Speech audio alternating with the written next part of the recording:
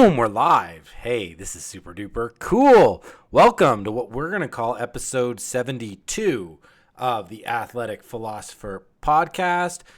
I've been experimenting with a little bit of live streaming as I've been recording these podcasts. Today is the very first time I am doing the live stream over on Substack.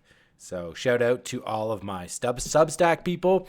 This is the place where you can find my longer form writing articles and some different takes that I put in the notes, which is kind of like the posts or like the short form tweets out on Substack. So I'm very excited to be doing that today. What is this? Well, this is the podcast that I host. I am your humble host, Jordan Goldstein, former university professor in sport history, philosophy, sociology, psychology. Used to do my professing inside the university. Things happened. Human rights were trampled upon.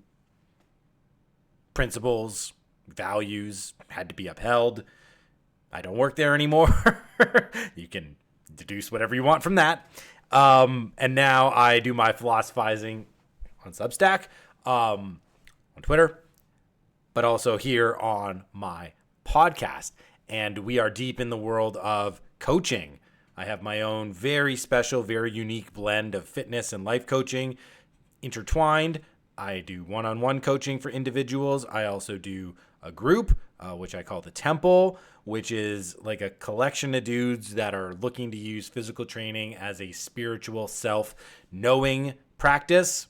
And in this way, we become better versions of ourselves in body, mind, and spirit, pushing ourselves in physical training and in competition, and then opening up and sharing about ourselves in a deep, vulnerable, but very empowering way. And what I'm going to talk about today is related to the world of endurance sports, but the principles and the lessons and the values are things that I am able to translate into other types of physical practices. And the guys that I coach, some of them turn into endurance athletes, others stay in the gym. Others pick up combat sports. We got a guy who's doing some mad endurance trek, which is not necessarily even related to a race. We just sort of created the competition for him. So if you are interested in some of the coaching services that I offer, because I just intertwine my thoughts with some of the actions that I do as a coach, and you may be thinking, ooh, I might need to talk to this guy. All my information will be in the show notes page on how you can get in contact with me about those coaching options. I also serve as an assistant coach, as the tribal professor on tribal training, which is run by the excellent Ryan Dreyer. And I am a mindset performance coach where I bring in this, again, what is the meaning, what is the value, what is the purpose of dedicating so much of our lives to training and competing, especially when we are busy professionals, busy fathers, husbands. We serve in the community. We have ambitions in side projects or in giving back. And why do we take all this time? What is the actual meaning of what we're doing here? I talk a lot about the team experiences. I brought on a couple of my teammates for interviews, given that we ran a 50 miler in the desert just 3 long weeks ago. And I'll drop the information there if you're interested in hooking up with a group of guys who we'll say are a little bit more serious about the athletic training portion of this. But there's also really cool things going on there. So I'll drop both those links. I'll also drop my Substack link and my X link if you want to follow me on socials to get a sense of my thoughts. Certainly longer form over on Substack and in the pieces that I'm writing, but also over on X where it's a little more short form and a little bit more shoot from the gun, shoot from the hip. And I'm also building out a few things on my website for my Phi Academy, which I'll be dropping in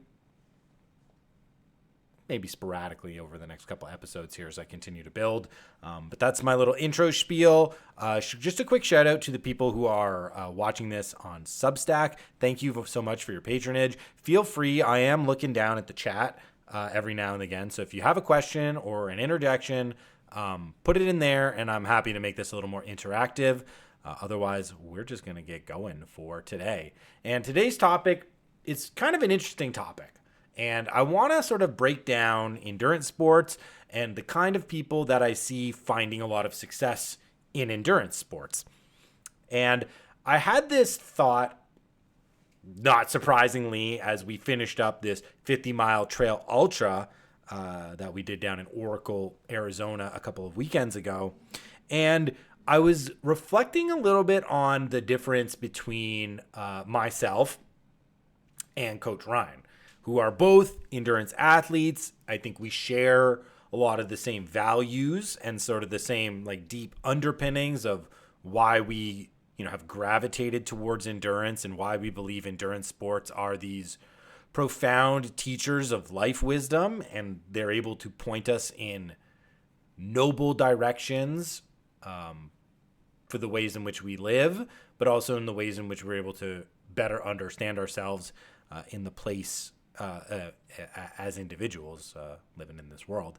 And I think this is likely going to end up into some sort of a two-parter because I have a very deep conceptual take on all of this as to why sports actually do point us towards like deep truths, not just about ourselves, but about like consciousness and our place in the universe. And I've explored some of these themes in different episodes, but I'm going to save kind of the two big reasons why I think sports point to truth. I'm going to save that for maybe we'll call it like an appendix episode onto this one, because I do kind of think they're going to blend together. But today's episode is really two different kinds of endurance athletes, two different kinds of people who gravitate towards these sports, what they're looking for, what they're hoping to find, and how endurance gives them this arena to be more, we'll say, self-aware, self-curious, self-investigative, self-interrogative. Is that even a word? Yeah, why not? And what these different parts of the endurance world allow us to know about ourselves. Okay, so first thing to sort of note about the difference between Coach Ryan and I. I'm going to break down endurance into two categories. It's obvious that these are not hard and fast, that there's a lot of gray and there's a lot of nuance in between. But for simplicity's sake of the argument, we're just going to start to break things into dichotomies. I'm actually not a big fan of dichotomies. I'm much more a fan of dualist or dualities, things that are connected but different as opposed to things that are separated but different. I'm a paradox respecter. Come on, I gotta love the duality.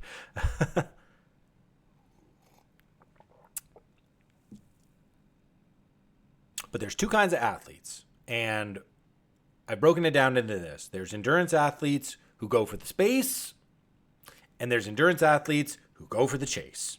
Okay, so we got space athletes and we got chase athletes. And both space and chase, they have parts of each other. Think of it like the yin and yang. Okay, so the space got a little bit of the chase in it. The chase got a little bit of the space.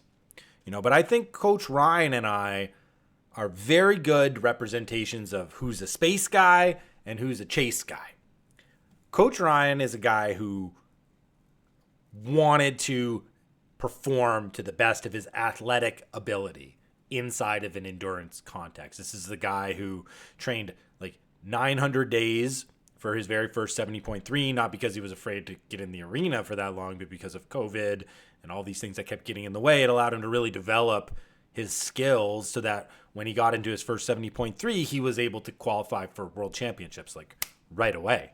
Like, so we're talking about a high level athlete here. When we're talking about like racing for performance, like we're chasing the clock. We're chasing the clock. We're chasing the competitor that's right in front of us. Like, we're chasing the result, which is good. And, he translated that into this chase for Ironman World Championship. So the full Ironman. And this took him maybe a little bit longer than he anticipated, given the immediate success that he had with the 70.3. But, pardon me, eventually he was able to achieve his goal, qualify for Ironman World Championships, and then go fulfill that dream this past summer over in France, in Nice, right? And he is always this wanting the next thing. What is the next big challenge? Where can I improve? Like there's this chasing element that defines his experience inside of endurance sports and that he believes brings out the best of him. And you can just see this in the way that he loves the bike and he loves the speed element of the bike. And there's this this kind of joke going around some of the inside circles that we have on social media. There's this guy, Zach Pogrоб. He's the obsession guy on Instagram, and he's building this Share Aura app where we turn our workouts into pieces of art. He's got backgrounds, but you can use your photos, you can use movie scenes. Like it's cool what he's doing because he's getting to the artistic and expressive side of sport, which I appreciate very much so. But it's funny because he was like a running guy or obsessed with running guy, and all of a sudden he got a bike and he's now obsessed with the bike, and he makes this quip like, maybe I've just been a speed guy all along. Like maybe I just love speed. Maybe I just love the chase. Maybe I just love the chase, right? And Coach Ryan was all over that with his bikes. Like, yeah, I'm a speed guy. It's always been about speed because he loves bombing on his bike and he loves feeling the thrill of the chase, right? And that's not to say that he doesn't appreciate the space. This is a guy who's gone out and done like 100-mile ultras, and certainly doesn't always have to be going. But when you look at the kind of endurance athlete that he is, it's clear that he's a little bit more gravitated towards the chasing element, towards the racing, towards the performance, towards the speed, towards the ways in which that part of the experience brings out the best parts of himself. Okay? So he's a chase athlete. What does a space athlete look like?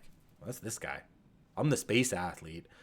I want to get lost. I want the adventure. I want the time away from demand. I want to be able to go and run into the forest and put away my phone and forget about the recording. And I just want to be away from it all. In terms of modernity, responsibilities of people going after me, the news, whatever. It's like there's always this bombardment in modernity. There's always input. And I want to get away from it. I want the open space. I want to go for 50 miles in the desert because it's an excuse to be in nature for 15 hours. Like, I want to go fast. I want to race. I want to do well, but that is like not the thing that is driving me out into these experiences. I want the space to explore myself. I want the space to get involved with other people, to coach them, to learn about them, to see the human spirit in action, to go to the depths, to go to the highs, to feel it all in between, to live many different lives all inside of one gigantic effort. I want the space. Now, I also love the chase. I love going faster. I love pushing the body. I love feeling that exhaustion. But in terms of what keeps me going, it's the space. That's the thing that I love more than anything. Like, I love competitions, but I kind of get annoyed at the competitions because they take me out of my flow where I'm finding the space. My weekly sacred long run, which is my own time to myself. I need the space. So we end up with these two different areas inside of endurance sports. We get the athletes who are there for the space and the athletes that are there for the chase. Now, I haven't really thought too much through as to where we're going to go in this podcast based on these two things, but here's a way that I think we can start to understand these two parts, right? When we think about dichotomies in the world,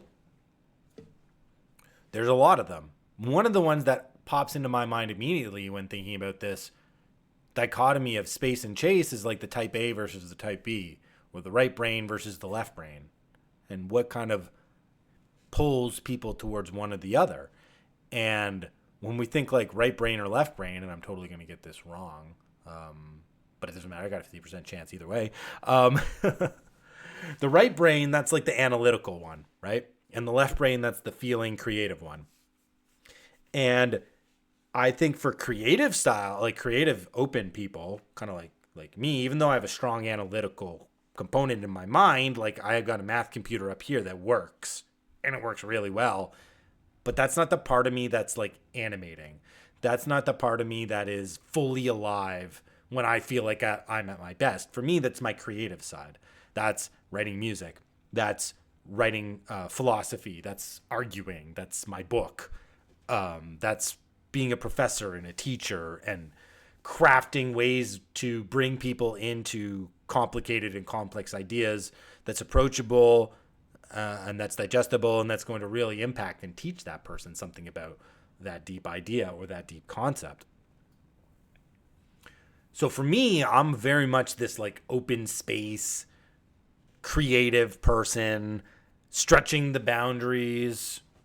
I love space. I work well in space. The artists, they thrive in the space. They thrive in the chaos, right? They're the ones who go outside of what is normal in order to find something new to bring it back. Like there's their personal heroic journey for the artist is to go out into space, is to go out into the space. And that's one of the reasons we see a lot of people gravitating, let's say, to the world of ultra running, as opposed to, say, the world of ultra triathlon, right? Ultra triathlon, like Ironman 70.3, and maybe I'm just talking to myself about this because I'm an ultra runner who's now training for triathlon, or we'll say resisting training from triathlon, given if you look at my Strava. Over the past month, kind of lean on the other two sports there. Lots of running, not so much biking. Not so much swimming. So maybe this is actually some sort of an interesting conversation to myself about recognizing limitations and how certain types of endurance sports can allow me to grow, to grow myself and to become more complete, to improve my character here. So maybe that's actually what we're doing. Kind of cool. Emergence is a very cool property. You don't necessarily need to start out knowing where you're going to go, but you got a sort of an aim, and through the action, the heart of the matter emerges. So the space athletes, right, they tend to, in my observation, and again, this is just my contention, like there's no sources or whatever. This is just, I've done ultras. I've seen people compete in the Ironmans. I'm about to compete in them myself. So I'm thinking about these all the time. The left-brained, creative, open people, they tend to work well in the ultra setting because it's a space environment. Yes, there's the chase in terms of you got to beat the clock, right? You got to beat the cutoff, or maybe you want to improve upon your performance, but it's mostly that ability to get out there and learn about myself. I need the space so that I can examine myself. It's the space so that I can challenge myself. It's the space so that I can know myself. It's the space so that I can merge myself with nature and the natural challenges, right? That is the thing that drives people in the space category. And that's 1,000% apparent as well in the chase people, right? Because there's a million ways to chase, but if you're chasing in an event that's 6 hours long or 12 hours long, it's clear you also appreciate something about the open space too, right? That's why it's better to think about these as like yin and yang. A little bit of one in the other, a little bit of that one in this one. Not hard and fast dichotomies. And there's never a chase athlete that doesn't have a space inside of them. And there's never a space athlete that also doesn't have the chase, right? Because why else be in a race? I could just hike, right? I could just be out in nature. I could hike, but I want to put a time on it, and I want to use the pressure and the crucible of the time, right, to chase. But I think the space athletes generally are the more open, creative types, and I think the chase athletes are generally more the type A, the planning, the executing, the preparing, the fine specific details of the matter. That works out really well in the chase, and that plays really well in an Ironman, especially something with the bike. I'm looking at a bike right now, and I know that there's a few small little mechanical things that I could be doing on that bike that are going to have a giant leverage in terms of my ability to make it go faster without as much effort. I know that I can do things to myself that will also make it easier for me to go faster. There are lots of tiny little leverage plays that I can use on a bike to eke out 5% more, 10% more. 15% more. And that's going to really tilt somebody towards like the chasing element of this. Is like, oh, I'm in control of these variables. I can see myself getting faster. Yes, I can train myself, but also like I can think my way to getting faster. I can use my smarts. I can use the rational part of me, and I can chase. Like I can chase a better version of myself, not just through grunting it out a little more hard, but I can actually like strategize, and I can be smart about this. And there's a certain type of person that just gravitates towards that type of challenge. You know what I mean? And that's fine. And I see those people generally gravitating more towards the triathlon part of the endurance world, where there's a lot more preparation, there's a lot more planning, there's a lot more of a logistical element. And that's clearly the case in the ultras, that you need to plan and you need to be you need to be thinking about it. But like, you go to the start of an ultra marathon and it's like 200 crazy people in the middle of the desert, middle of nowhere, and everyone, it's more like a bohemian arts festival. It's like a folk festival. It's like a music festival. It's just like vibes are totally different. The person that's solely there to chase is likely also some sort of a weirdo, some sort of a bohemian. And if it's like this dialed up, like serious for business, we're here to really like perform hard, the energy's not really there. It's just not a match. Like even the fastest ultra runners, they're kind of quirky.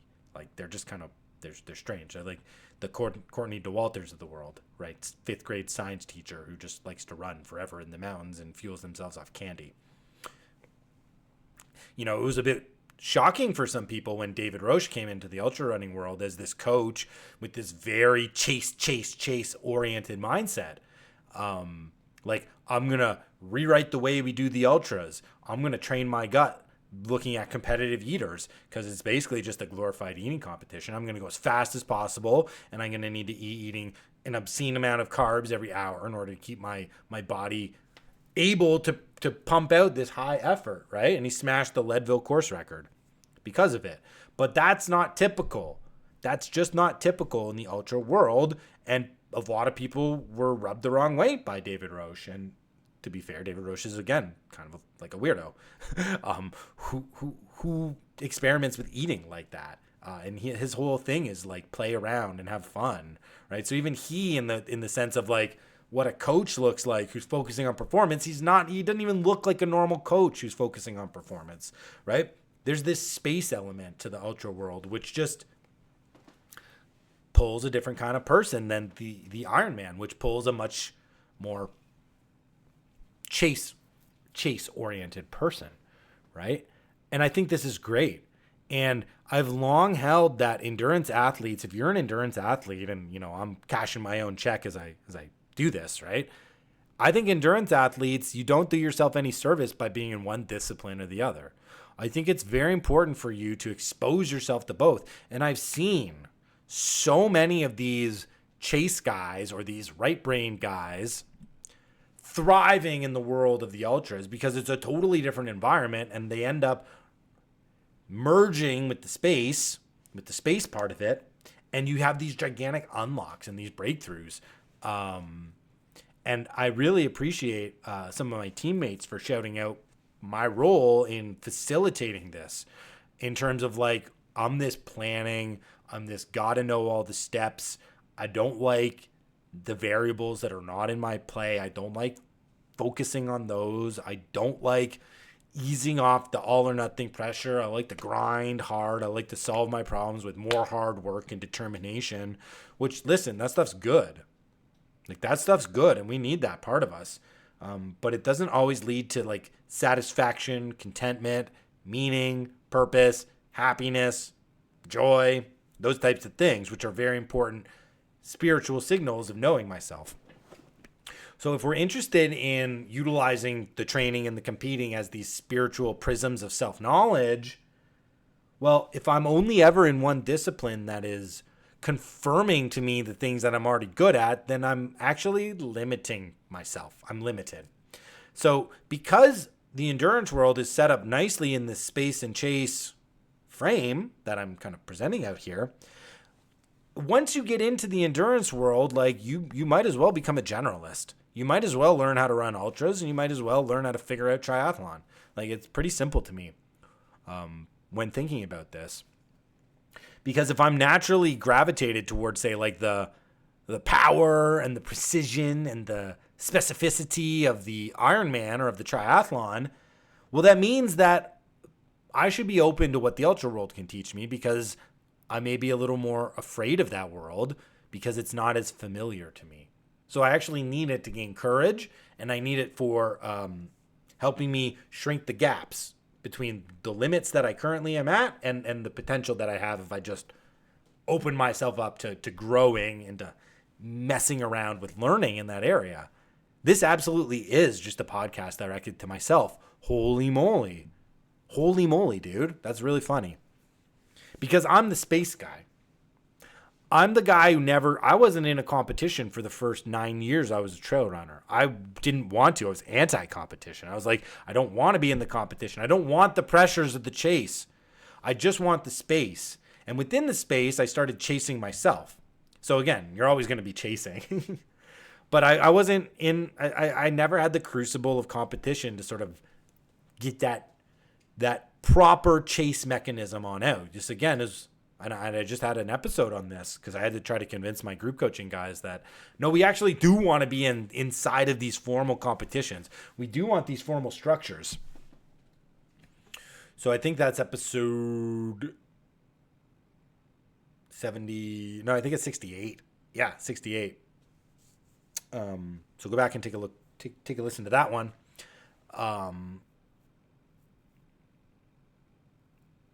But I was only space, and I wasn't giving enough proper recognition and respect to chase. And when you get in your first race, and when you've had a couple of these formal race experiences, you recognize, man, this is a necessary component of it. This is why for the ancient Greeks, the ones who gave us sport as this moral paradigm, as this moral activity of self-knowing, this spiritual practice of self-knowing, you had to compete. Like, you could never just train and be done with it. You had to enter the arena. You had to put it all on the line in public. Because that was ultimately where what you'd been working on was about to be revealed, right? Was about to be revealed. So once I started revealing the space part of me in the competitions, I started to notice gaps. I did a whole other podcast on this, like the race exposed my mental weakness, about the backyard ultra from 2 years ago. I don't know which episode that one was, but that's the title. The race exposed my mental weakness. Oof. That wasn't an easy one to record. Certainly not an easy title to publish, but it was the truth. But it was the truth. And the truth is always in the training, guys. So now I'm this space athlete, and I am having to figure out the chase part. I've got to get inside of the activity, which is more aligned to what I think is the opposite disposition when it comes to endurance sports, the chase and the space. So as I'm now moving into the chase, as I'm moving more into we'll call it the right-brained portion of endurance, and feel free to just totally disagree with this, like, contentions. If you're listening to this and you're like, you're so wrong, I want to invite you. We can have the discussion about chase versus space. Actually, whatever. If you disagree with anything you've ever heard on the pod and you want to have a debate on it, I would love to have you on. Let's talk about it. That's Philosophy 101, baby. So there you go. Open challenge to anybody, anytime. But what I am noticing is this obvious, like, oh, I see why people love this. I'm gaining a real appreciation for the control over the variables. Like, the first time that I got on my bike, like the bike that I bought to train for triathlon and to race for triathlon, and I got onto the bike path out here, and I started taking the turns, and I started the gear shifting and recognizing the leverage. And, I've biked a lot, so I have some embodied knowledge about biking. Not a cyclist, but I know how to bike. I just like was immediately struck with, man, I get why people love this. And it was the same thing that happened to me actually now that I'm thinking about it. Another difference between the race and the space people, road running versus trail running. I don't, I'm not interested in road running. I love trail running. I love trail running because it's never the same. You can go to the same trail 2 days in the same week and it's not even the same. If it's rained, I had a dry trail, now I have a muddy trail. So my pacing expectations, there are no pacing expectations. Very rarely does one run get to compare to another run. They're all kind of hermetically sealed in their own experiences, which kind of precludes the chase element from stacking up in trail running, which is one of the reasons why if you are a trail runner, it's very important to run the same route very often so you can at least get some sense of a baseline as to what you're doing, because you still have chase in there no matter how spaced you are. But in road running, it's like I started to road run because I recognized, hey, I'm running this backyard ultra where half of it's on the road. I should probably just become more comfortable with road running. And my overall strategy was actually to just fall in love with all running.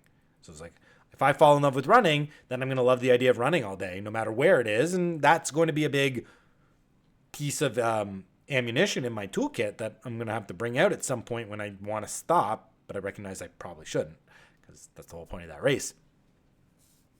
So when I'm out road running on these country roads for the first time and you start to get that like rhythm, and the breath. This is a hint for the next podcast. Rhythm, breath, where I don't even think about my steps anymore. I'm just in flow. I can find the pace and I can just live inside that pace. And I thought to myself, oh my gosh, I get why people get addicted to road running. And it was the same thing why I was like, oh, I see why certain people get addicted to the cycling. It's because they're in total control of the experience. They're in total control of the variable, and they can see their actions completely dominating and determining the outcome. Like if I'm cycling and I want to get more aero, or I want to gear shift, right? Or like I need to lube, like whatever. I'm totally in control and I can make that happen. Same thing with road running, right? I can choose the route that's so conducive to exactly what I want to do in that effort. I don't have any of that in trail running. So if I'm going out there trail running, the chase is just not it for me in the first position, because it's really impossible for me to go out and chase on trails. It's more about the space. But in road running and in cycling, oh my gosh, the chase is ever present because I'm in control of the chase. And what that means is like, if I'm in control, then I'm much more responsible for my outcome. And that's a bit of a scary thing for a space person. That's a bit of a scary thing because now we're orienting a little bit more of the experience towards the outcome. And we're placing a solid amount of weight on the veracity of the outcome, like the truth of it, in terms of did I go fast or did I go slow? Which I think is good. That's a good pressure so long as it can be properly situated within the overall meaning of the race. So if like your only value is the outcome, it doesn't matter if it's an ultra, it doesn't matter if it's an Ironman, you're not going to be satisfied. Okay? You're not going to be satisfied because you have such a small, narrow window of success that even when you hit it, it's like, it doesn't even matter. So it's like, cool, I hit the time target. Nobody cares about the time target, guys. Like nobody, they just care. You did an Ironman, you finished? Holy moly. You could tell them it took 17 hours. You could tell them it took 6 hours. They wouldn't even know the difference, most people. So like the time is not even the thing. It's not like an outcome-oriented thing when I'm saying chase versus space. It's the ways in which I approach the events and the way in which the events condition me to find success within them. One of my deep beliefs is that the ways in which we move our body and are interested in moving our bodies are directly related to the virtues that are at once strong within us, but number two, where I need to improve. And this is why I think endurance is potentially a universal. I think everybody can be involved in endurance. Some people are going to be, I really like cycling and road running or swimming. I really like the expansive nature and the challenge, and I like everything in between. And I do think endurance maps most appropriately to our entire lives, which is why I think you can get incredible life wisdom from endurance, because My life feels like an ultra marathon. My life kind of feels like an Ironman with all these things happening all at once and so many things to take consideration of and the duration of it, right? And the fact that there's like all these lifetimes that I've got to live, you know, it just resembles life so much in the fact of you're in it, you know it's going to end, you got to get through it, got to do it the best we can type of thing. So then really, like, when we think about, you know, a chase sport versus a space sport in endurance, you know, it's going to relate to the different types of things that I already am feeling on the inside, right?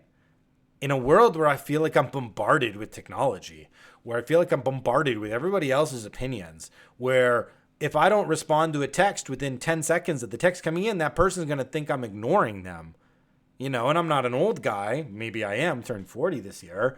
And I remember growing up when you didn't even have an answering machine. It was a big deal to get an answering machine on your phone so that when somebody called and you weren't there, they could leave a message.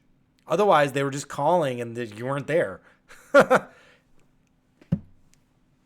You know, I grew up in a time where it was disrespectful to call someone's house after 8 o'clock. Now it's like people are 24/7 like connected right to me with the cell phone. And so when I like gravitated towards trail running, there was a definite chase part of it that hooked me initially because I was running fast and I'm flying down this hill and I'm jumping over roots and rocks and like catching air and feeling myself alive and dynamic in motion. But it's also the fact that like I don't know how fast I'm going. I don't really know where I'm going. All I know is I'm lost in the forest and I am exhilarated. But endurance gives me the ability to know about myself, right? Because what endurance forces me to do is to always go until I want to quit. And then the effort starts. Endurance doesn't start when it's easy at the start. Endurance starts when I get that signal inside of me. I was like, man, you need to quit. And it's like, here we go. How do I get through it? How do I keep going? How do I get my body to respond? How do I get my mind onto the positive? How do I bring my spiritual willpower in my heart and the love of the activity that just going to make the adversity and the excuses are going to seem useless. The adversity is going to seem righteous, and I'm going to have to and want to go through it.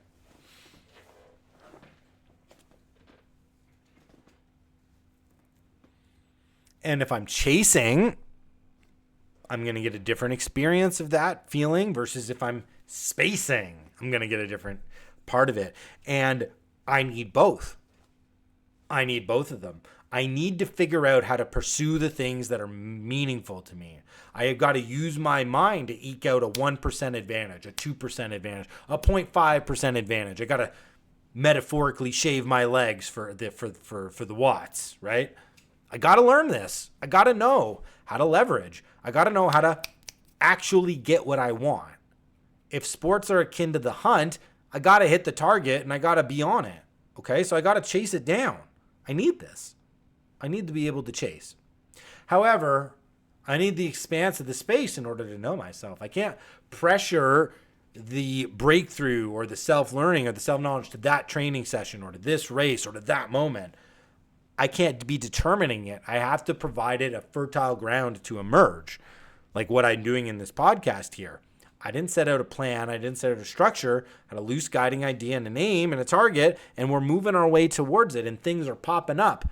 And it's like, how am I even going to go for 15 minutes? And now it's like, oh my gosh, how am I going to stop myself in 15 minutes? You know, because I got a coaching call I got to get to. So ultimately, the space versus chase frame is very useful. It's very useful because it allows me to recognize, hey, what's like the natural?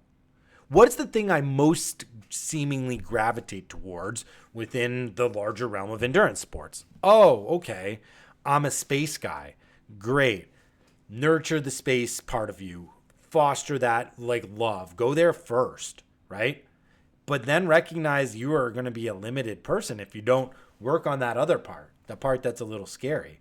And I've seen so much value in people from the chase part of the world coming into the space part, which is like my part, and I've helped them break open meaning and purpose of these activities, these training blocks, these races, these years of our lives into these powerful ways of self-knowing that I'm so interested to see what kind of happens the other way, because I haven't really worked the other way. I have not really taken a space guy and moved him into the chase, because that's not my area. It's not my expertise. That's not what I do. I'm the opener. Like, Coach Ryan and I, we do 2-on-1 coaching, like on our team. We do mindset coaching. It's like kind of like a life coaching as well. But we're not the same coach. It's not, he says the same thing that I say. It's very different approaches, but we have the same belief. We have the same values and the same principles as to what we're all hoping to achieve. And the way it kind of works is like, I'm the opener. I'm the guy who breaks open things. I create the open space for visions, for dreams, for understanding, for self-realizations. And in that space, what Ryan does, like, he's the closer. He's the one who gets directed into action as to what can I do today? What can I do tomorrow? How can I achieve this in the next month? How can we work towards making this real and alive in the next 6 months or year of your life? Which I also am. I do that with my one-on-ones, but that's not the particular skill that I bring to the equation. I'm the opener. I'm the one who gets you to be more of a believer in possibilities.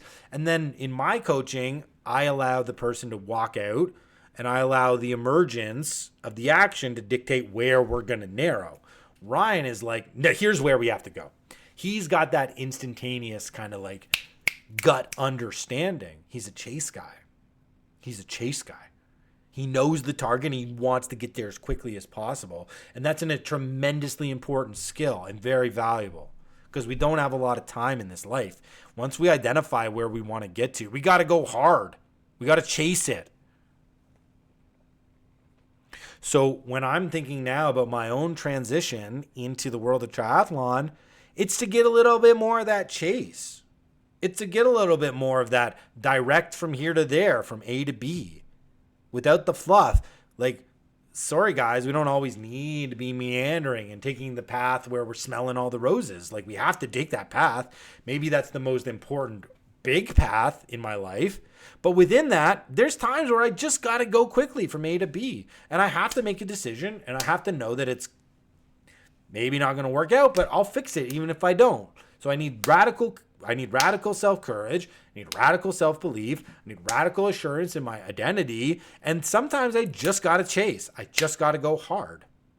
And I'm not suggesting that I don't prompt my guys to do this or myself, but if I'm the space guy, it means that that's not my inclination. That's not the thing I automatically will go to.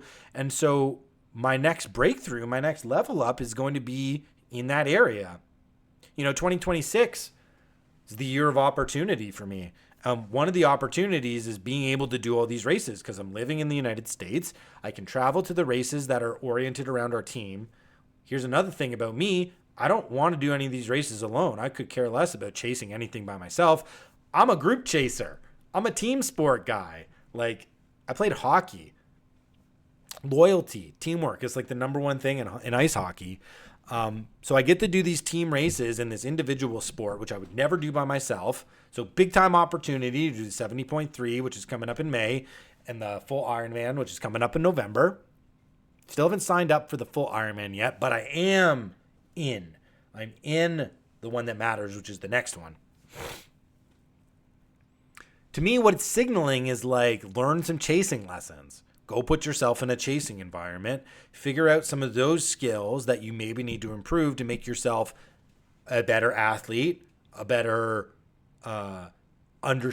more self-knowledge of myself, more self-leadership for myself, which in turn is going to make me a better coach, both on the team. Certainly it's going to make me a better coach on travel training if I've done the triathlons that I'm helping other guys prepare for in terms of their mindset and their heart stance, and giving them a few physical pointers, but certainly much more adept at giving physical advice in the ultra world, where I've done like 6 of these now. So this is like a very exciting development. And maybe the overall arch of this space versus chase exploration has nothing to do with this dichotomy. Maybe it just has everything to do with my tag, which is the truth is in the training. Like, the truth is always in the training. You're always going to find out something that's real when you're training. And I think this space versus chase dichotomy is real, but it's not like 100% accurate. Like, it's got holes in it. There's flaws in the argument and in the presentation.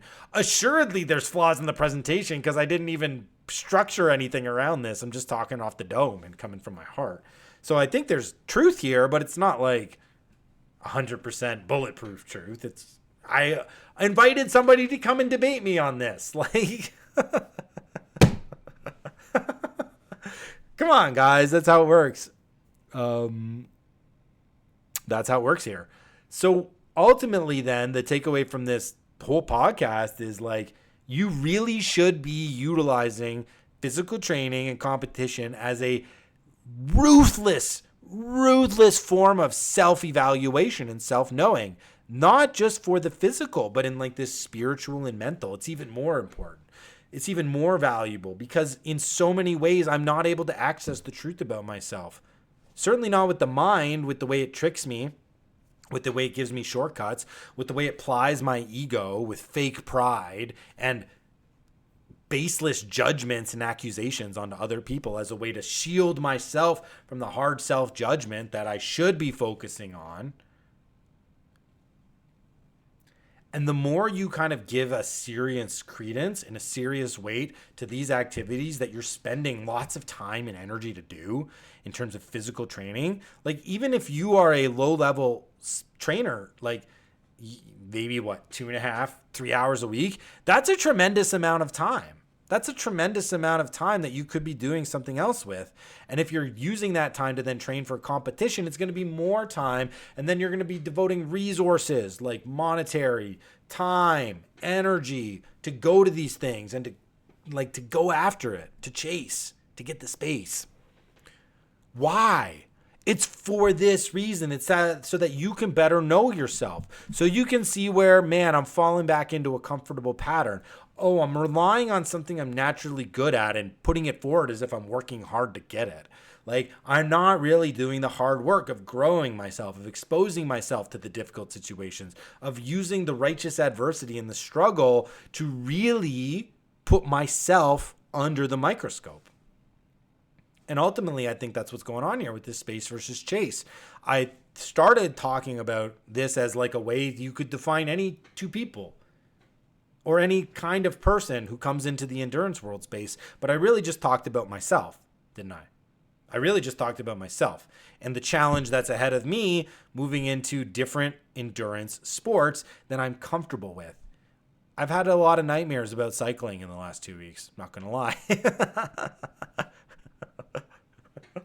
Not because I'm afraid of biking.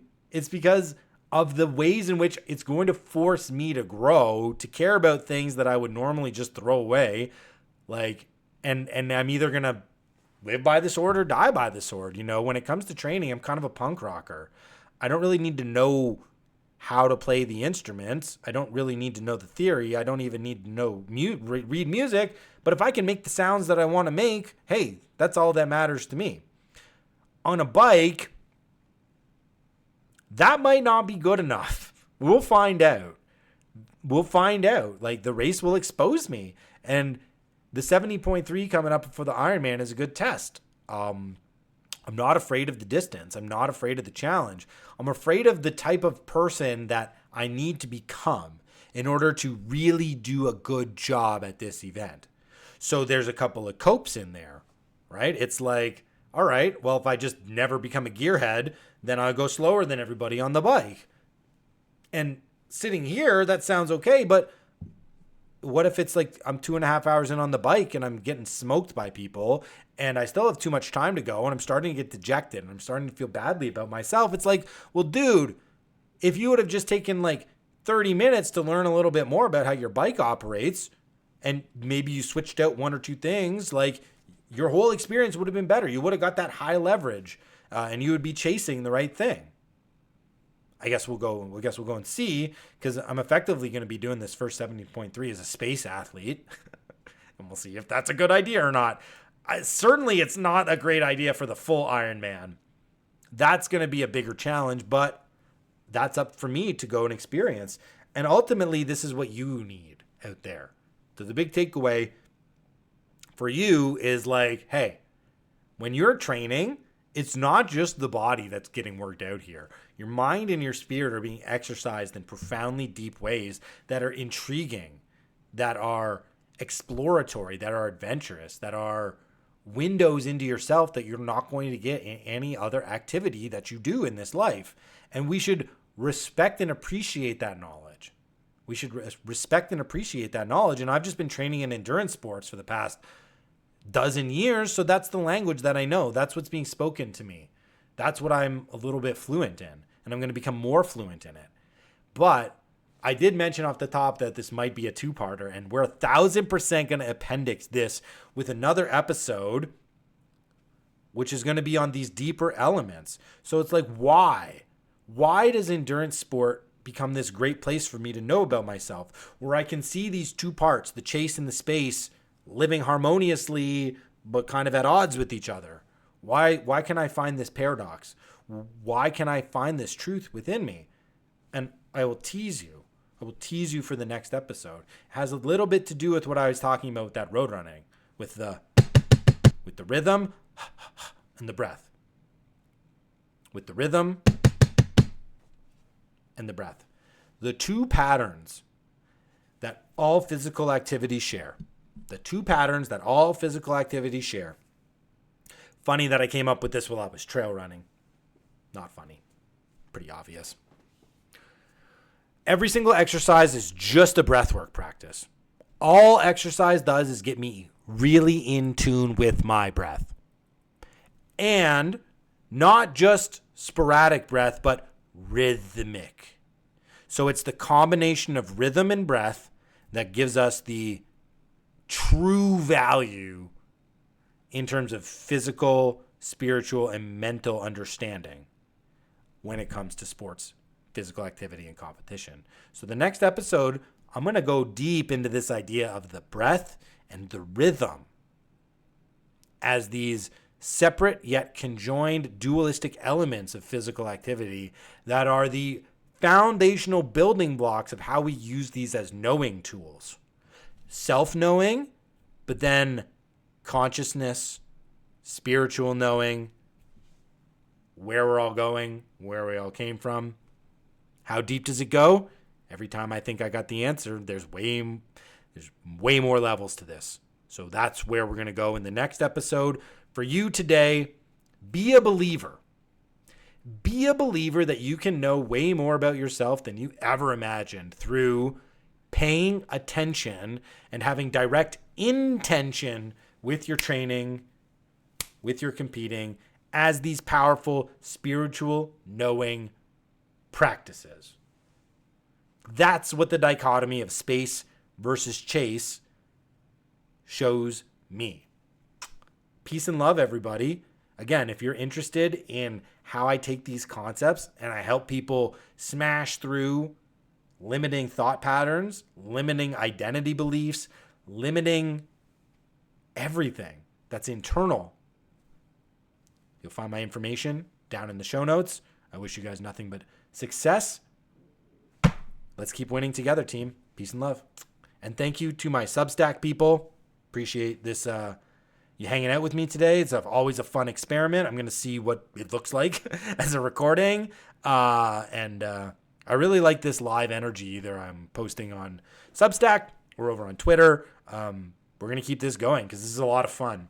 And there's a different, just like in the competition, there's a different energy that's created when you know you're live and people are watching. And if you mess up, well, it's just all out there. So peace and love, everybody. We'll see you in the next one.